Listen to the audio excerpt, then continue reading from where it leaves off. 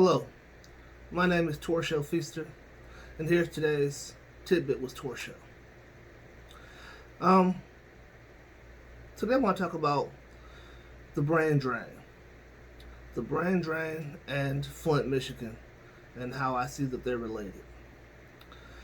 I had a cousin named Dr. Rodney Feaster. He was a dentist here in Flint.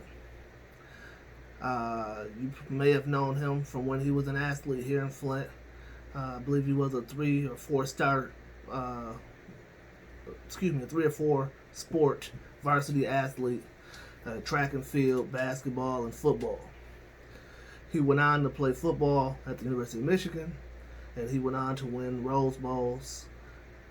And he was offered tryouts in the NFL, but instead he decided to take the academic route and to attend the University of Michigan's dental school and to get his dental degree and to come back to Flint.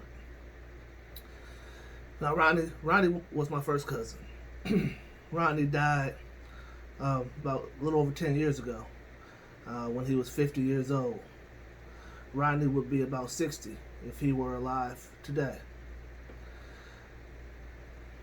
Rodney was always there for me. When I graduated high school, he was there. When I graduated college, he was there. When I graduated law school, he was there. When I was a law school student, getting close to finishing up, my cousin Rodney took me aside and he asked me, "Torchio, what are you going to do when you're done?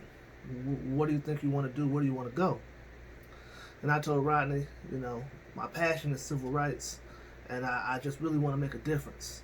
I want to do something important. I want to try to make change. And Rodney said, "Well, how do you see yourself doing that?" And I said, "I don't know. I'm young.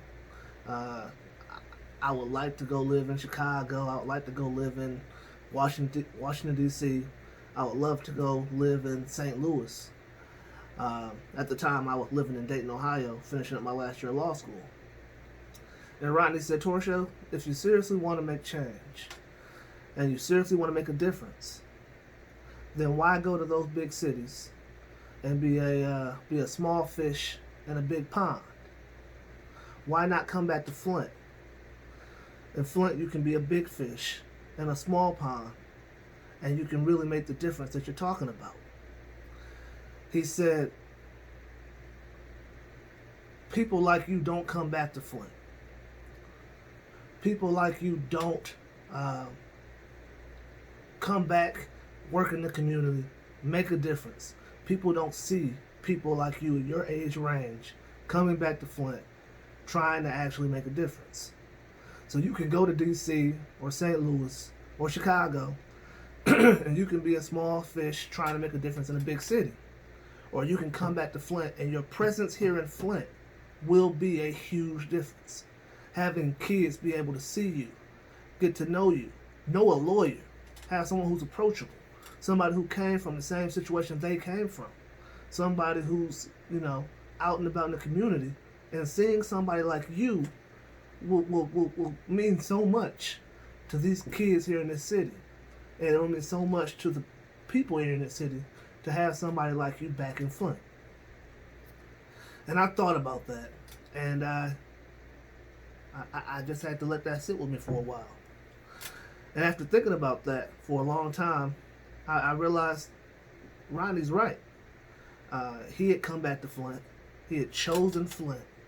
He had come back here. He had opened his dental practice, and he was a star in this community.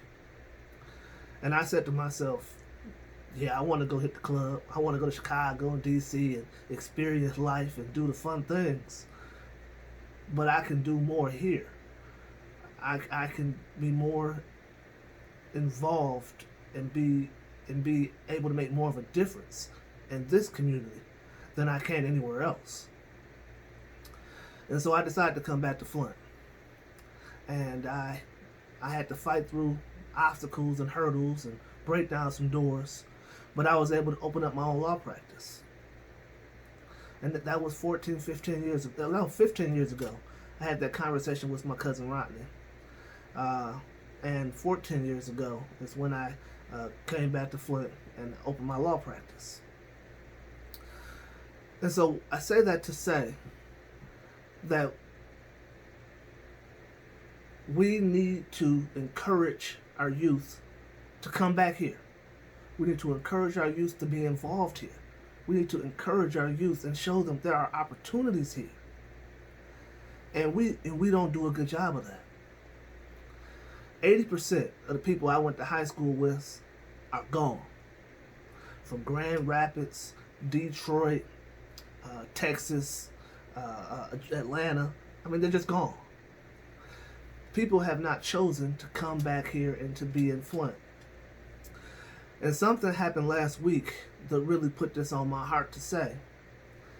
And just made me think about that conversation with my cousin Rodney again. And that is when my friend, my brother, Dewan Robinson, was up for a position with the city on the Ethics and Accountability Board. Now, mind you, I never seen Dewan's resume. I don't know where he went to college. I don't know what degrees he hold. I don't know if his LinkedIn matches his resume or not. No clue. But frankly, I don't care. Because I know when I go to meetings and we're sitting down trying to discuss how to move Flint forward, how to make a difference, Dewan is in those meetings. When I look around the community and I see people organizing and pushing forward, trying to break down walls and trying to break down barriers, Dewan is one of those people who break down those barriers. And so I guess what my thought is on this is that we lose so much of our young talent to other cities, to jail, a prison, death, all type of things. But the young talent we have here, who is energized, ready to go, ready to work, we often marginalize. We have to stop marginalizing our youth. We have young leaders who are looking for a way to make a difference in our community. And we have older leaders who keep on closing that door. I don't know if he's good to be on the Ethics and Accountability Board or not. That's not what I'm saying. What I'm saying is I know that brother works. And I know that brother deserves an opportunity and a seat at the table. And so we need to find a way to bring people like him in and not push them out. Because Dewan doesn't have to be here. When I look on his Facebook page, he's in Africa, he's in Haiti, he's around the country. But he's choosing to live here in Flint. He's choosing to work here in Flint. He's choosing to serve here in Flint. And so if we want people like him here, who are going to work hard, who are going to move our community forward, we have to stop marginalizing them. It's just frustrating to me because we have people here who have the talent and the ability and the desire to lead and make change. And we push them away. We have to stop contributing to the brain drain. Flint doesn't have an NBA team here. It doesn't have Miami-style clubs. It doesn't have the things that a lot of young people are looking for when they graduate college and get their graduate degree. If people come back to Flint, they're generally coming back because they actually care, because they chose to come here as opposed to going anywhere else. So we have to do better here in Flint. We can't continue to push people away. We can't continue to contribute to the brain drain. We have to encourage our youth to come back. And if we don't give them opportunities, if we don't open doors for them, they will not stay. That's my thought for today. That's today's Tidbit with Torchio. Thank you.